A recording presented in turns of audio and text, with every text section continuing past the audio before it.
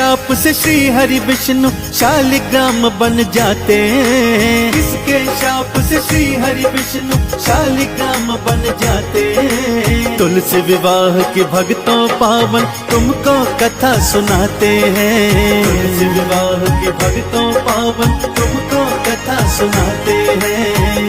था कुछ इस प्रकार से है भक्तों, एक बार भगवान शंकर भयंकर क्रोध में आ गए थे भक्तों। उसी क्रोध से उनका एक तेज उत्पन्न हुआ जो सागर में जाकर गिर गया। उसी तेज से एक भयंकर राक्षस उत्पन्न हुआ भक्तों, जिसका नाम था जालंधर। शिव का अंश होने के कारण जालंधर अतुलित बलशाली था। अपने बल के प्रताप से वो चहुं ओर हाहाकार मचा रहा था। जहां भी युद्ध करने जाता उसे कोई परास्त नहीं कर पाता था। उसके अतुलित बल से तीनों लोग थर थर कांप रहे थे। अब इंद्र को यह लगता था कि उसका राज्य भी जालंधर जल्दी ही छीन लेगा। ऐसा अतुलित बलशाली था जालंधर। आगे वो क्या क्या कृत्य करता है भक्तों, इस पावन संगीतमय गाथा के माध्यम से आपको सुनाने जा रहा हूँ। तो ध्यान लगाकर सुनिए पावन तुलसी विवाह की कथा। शिव जी का तो तेज था निकला, सागर बीच समाया है। उसी तेज से एक असुर तो भक्तों बाहर आया है। शिव का अंश होने के कारण भारी शक्ति पाई है। उसके क्रोध से सारी सृष्टि थर थर थर थर आई है। देवी देवता उसके क्रोध से भक्तों सब घबराते हैं। देवी देवता उसके क्रोध से भक्तों सब घबराते हैं। असुर जालंधर तीनों लोकों में हाहाकार मचाए हुए था। त्रिदेव भी उसकी शक्ति को देख हैरान थे। तभी भक्तों उसने विवाह करने की ठानी। दैत्य कालनेमी की कन्या वृंदा अत्यंत सुंदर, सुशील एवं धर्मपरायण स्त्री थी। उसी से जालंधर ने विवाह किया। और विवाह क्या किया भक्तों, वृंदा के सतीत्व के कारण उसका जो अतुलित बल था 2 गुना 4 गुना हो गया। और इधर वृंदा की बात बताता हूँ। राक्षस कुल में जन्म होने के बावजूद वो श्री हरि नारायण की परम भक्त थी। दिन भर पतिव्रत धर्म का पालन करती और नारायण हरि के नाम का जाप करती थी। उसके इसी पतिव्रत धर्म के कारण जालंधर और भी शक्तिशाली हो गया। उसके मन में आया क्यों न लक्ष्मी से विवाह कर लूं। सो वैकुंठ लोक पहुंच गया। वहां माता लक्ष्मी ने उसे समझाया, जालंधर तू और मैं तो बहन भाई हैं, क्योंकि हम दोनों ही सागर से जाए हुए हैं। यह सुनकर जालंधर क्षुब्ध हो गया और कैलाश की ओर चल पड़ा। मन में था पार्वती के संग विवाह करूंगा। आगे क्या घटना घटित होती है भक्तों, आइए सुनते हैं। बात सुनी राक्षस की गौरा भारी क्रोध में आई है। शिव शंकर को जाकर उसने सारी बात बताई है। बात सुनी गौरा की भोले भारी क्रोध में आए हैं। जालंधर से युद्ध लड़ाने युद्ध भूमि में आए हैं। अपना अंश होने के कारण उसको मार न पाते हैं। अपना अंश होने के कारण उसको मार न पाते हैं। तुलसी विवाह के पावन भक्तों तुमको कथा सुनाते हैं। गौरा की बात सुनकर भोले शंकर भयंकर क्रोध में आ गए भक्तों, और जाकर युद्ध भूमि में जालंधर को ललकारा। दोनों आपस में भिड़ गए भक्तों, परंतु शिव का स्वयं का अंश होने के कारण भगवान शिव जालंधर को मार नहीं पा रहे थे। कई कई वर्ष बीत गए भक्तों, परंतु युद्ध का कोई परिणाम नहीं निकला। इधर वृंदा का सतीत्व दिन दुगना रात चौगुना बढ़ने लगा, जिससे जालंधर और भी शक्तिशाली होता रहा। अब सभी देवी देवता श्री हरि नारायण की शरण में आए और आह्वान लगाया, हे नारायण आप ही कुछ कीजिए।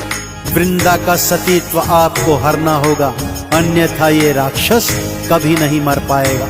श्री हरि नारायण ने एक साधु का रूप बनाया और वृंदा के सन्मुख पहुंच गए। माया से 2 वानर बनाए जिनके हाथों में जालंधर का शीश था। अपने मृत पति का शीश देखकर वृंदा मूर्छित हो गई कि तभी नारायण हरि ने जालंधर का रूप बना लिया। वृंदा जब होश में आई तो सामने नारायण रूपी जालंधर को पाकर प्रसन्न हो गई और उन्हें ही अपना पति मानकर पतिव्रत धर्म का पालन करने लगी। आगे होनी क्या खेल रचा रही है, आइए सुनते हैं। माया रचाई नारायण ने असुर का रूप बनाए हैं, जालंधर बनकर नारायण वृंदा सन्मुख आए हैं। अपना पति जानकर वृंदा सब व्यवहार लगाती है, हुआ सतीत्व भंग वृंदा का शक्ति क्षीण हो जाती है।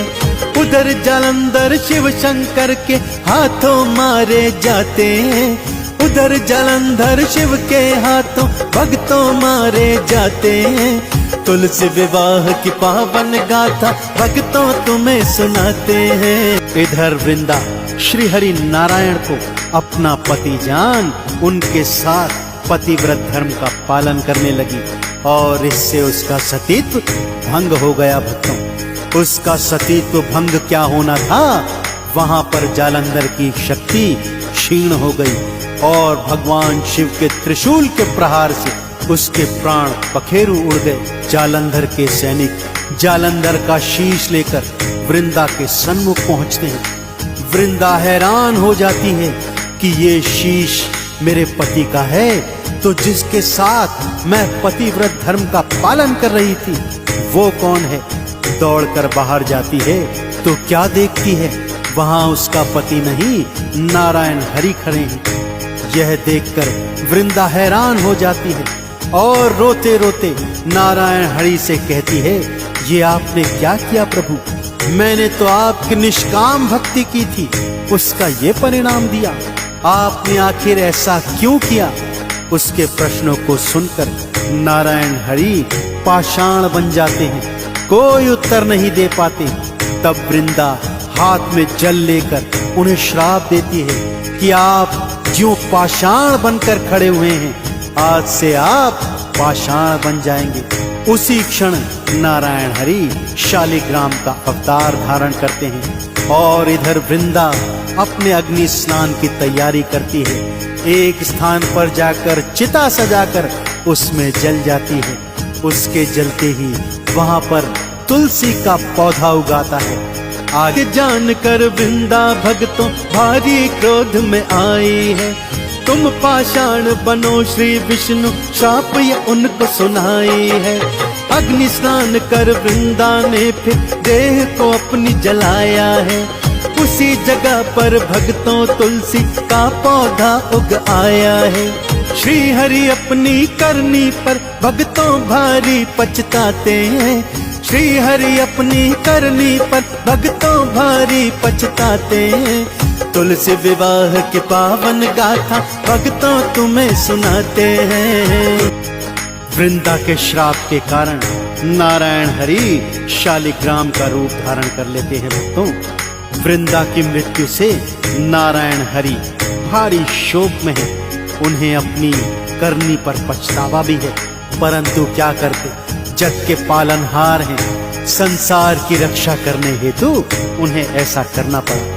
जहां पर वृंदा ने स्वयं को जलाकर अपनी देह का त्याग किया था, वहां पर तुलसी का पौधा उगाया था। भक्तों, नारायण हरि ने बड़े प्रेम से उस पौधे की माला बनाई और अपने गले में धारण की और वहीं से संकल्प लिया कि तुलसी आज से मेरी पत्नी कहलाएगी और भक्तजन तुलसी और शालिग्राम का विवाह करवाकर हम दोनों की कृपा सदा सदा के लिए प्राप्त करते रहेंगे। वो कार्तिक माह की एकादशी थी भक्तों, तभी से यह त्योहार भक्तजन बड़े प्रेम और श्रद्धा से मनाते हैं तथा शालिग्राम और तुलसी का विवाह करवाते हैं। जीवन पर्यंत भौतिक सुख भोगते हैं और जीवन के अंत में वैकुंठ लोक को प्राप्त करते हैं। तो ये थी पावन तुलसी विवाह की कथा। यदि कोई त्रुटि रह गई हो तो हम सब क्षमा प्रार्थी हैं। तो भगवान नारायण और माता तुलसी के चरणों का ध्यान करते हुए मेरे साथ बोलिए, बोलिए तुलसी मैया की, बोलिए भगवान शालिग्राम की।